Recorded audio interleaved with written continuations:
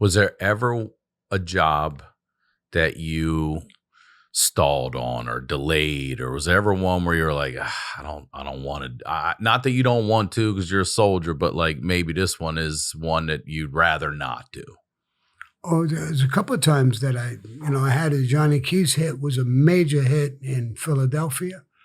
There was a war. Angelo Bruno was the boss of a family. He was killed. There was two sides.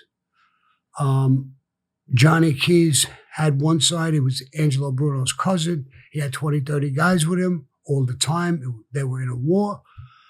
He had 50 hits under his belt. He was an old-timer. And then there was the other side. The commission backed the other side to kill Johnny Keys. They couldn't do it. They calling it a Mission Impossible hit. It was well guarded, very shrewd, and I was given that hit. I was sitting in the club with Tato playing cards. This is how it started. And Tato says, somebody take his cards, take his hand. Sammy, come with me. Drive me to the boss's house. And I did. Somebody saw two made guys meeting with Johnny Keys in a restaurant. And they went back to the commission and they told him, Paul Castellano is probably double banging everybody. He's back in the other side. His men are meeting with him. And they can't kill him. Now, the two guys were with Tato. They were made guys from Jersey, but they were with Tato. That's how Tato got called. So he said, well, bring Nicky Russo and Pal Joey in to another meeting. I want to talk to them. Because when I walked into the commission, I got blamed for backing the wrong side. And I denied it. And they said, well, if your guys could meet with him and you don't know nothing about it, now you do, then you have the contract. And he was pissed. He didn't want this contract. So the second time I went back with Tato and Nicky Russo and Pal Joey, who bumped into him, Paul was ripping into them. You know there's a war. What the fuck you meeting with him for? And they were, listen, we know there's a war. We didn't talk to him. We know him for years. We were just bullshitting in the restaurant. We didn't do anything. Well, we have the contract now. He looked over Tato's shoulder. He looked at me. I was only a driver. I was a made guy already. I was actually an acting captain because a year after I got made in 1976, a year later, I was an acting captain. He looked over Tato's shoulder and he said, Sammy, could you get this done? Now, I knew the stories about the war, about everything. I knew about this Johnny Keys, his reputation, how many guys he had around. I was going to say how protected he was. How protected he was.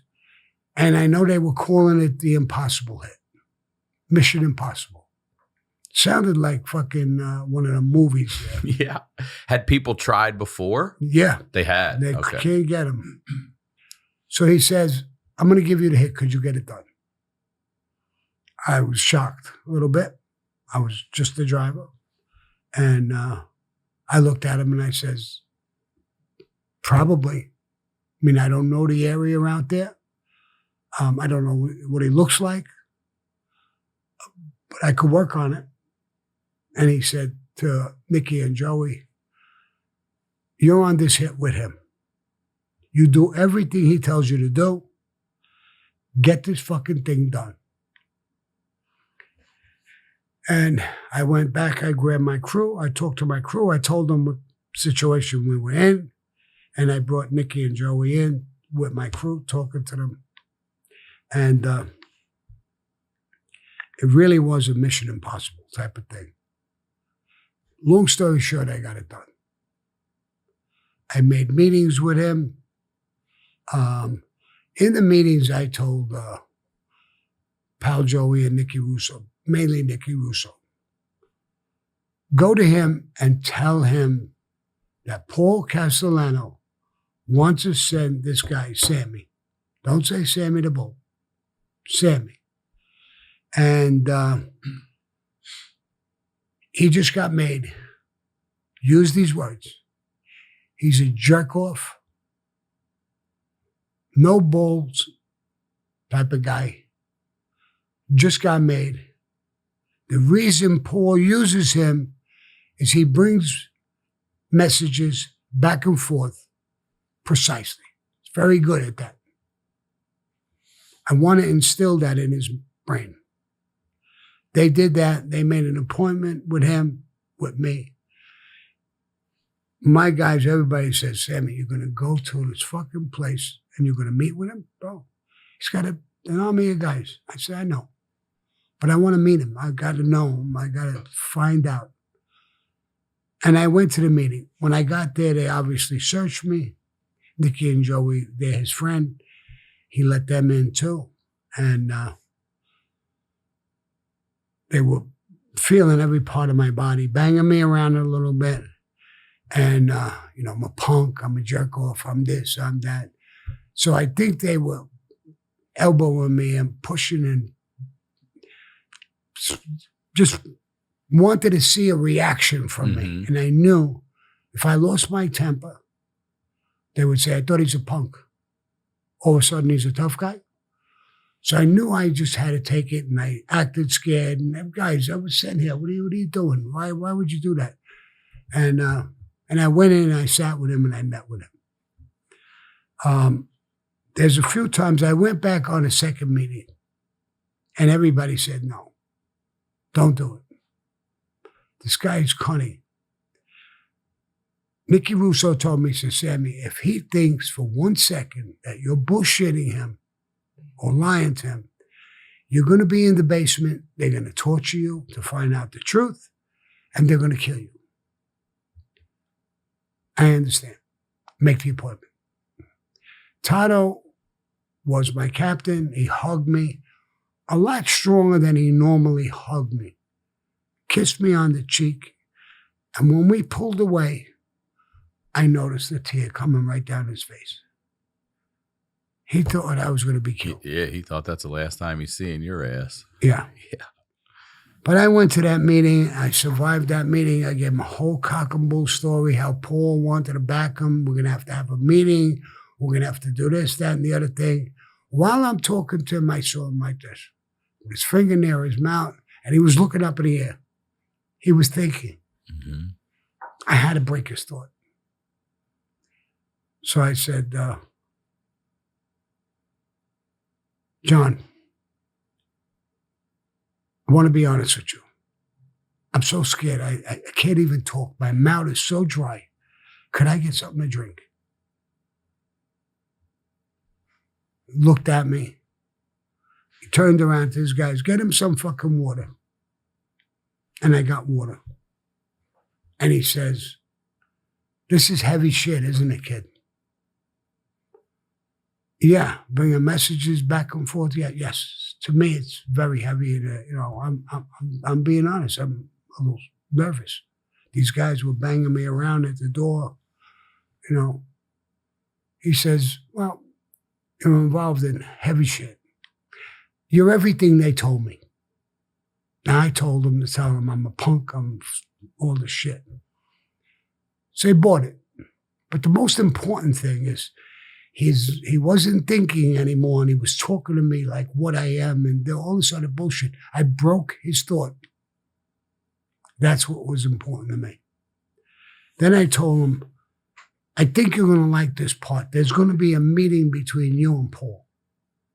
And the Gambino family is going to want you to win the war, you to become the boss out here and be on the commission. He's going to take you back. It's going to give you guys, shooters, guns, money, whatever it takes. I said, I think you're going to like this part. You pick the place. Place that you're comfortable, you're safe, Paul is safe. Tommy Bellani is his driver. You know that. He'll be there. I think I'll be there because I'm going to take you there. Nicky Russo and pal Joey will also be there. They're your friends. And you're going to have all this information. He said, great. That's great. I have a golf course. There's armed guards at the gate to get in and out. I am a member of that. So is Nicky Russo. That sounds good. Then in the clubhouse, you and Paul will meet. We'll probably be sitting on the side. One thing, no guns. None of these guys. No guns. No nothing at this meeting. Tell him, yeah, that's the place. And he smiled. I smiled. He got what he wanted. Being safe in the golf club. I smile because that's where I'm going to kill him. Yeah. When I was walking out, that big guy hit me with an elbow again in my side. Almost took the fucking wind out of me. I looked at him and I smiled. And he says, all right, tough guy. I was smiling. In my head, I said, I hope you can come to this meeting. Because I'm going to kill him too. But anyway, the meetings happened. And I snatched him. I was in a van with him for 13 hours. Oh, you got him like that? I snatched him from the golf course. When we got out, we were walking. There was a van. In the van was my crew. Automatic weapons, pistols, everything. And they knew I was in good shape and I was young, real strong. I was going to stutter step. He's one little bit ahead of me. I was going to grab him in a bear hug. And I told my guys, as soon as you see that fucking door in the van opens up and you guys come out like a fucking SWAT team, pick him up off his fucking feet. We bring him in the van. We get the fuck out of this golf course. We'll kill him on the road and dump him. That's just what we did. When I grabbed him, the door opened up. They came flying out. He tried to kick his way out. He was stuck. He lied. He did have a gun. But he couldn't get it out. We got him in the van. We got the gun away from him. And we started driving back. And me and him, we had ties. His legs, his ankles were tied together. His wrists were tied together. He sat there. And he looked at me and he said, I had a driver, a guy in a passenger seat, a guy in a love seat, what they call a love seat or whatever it is, and I'm in the back there talking to him. He says, a punk, a bitch, a jerk off. 5 fucking families. And the family in Philadelphia couldn't have me sitting in this fucking van. You're a hit guy. I said, yes, I am. He said, you're fucking up a little bit. Okay, how am I fucking up?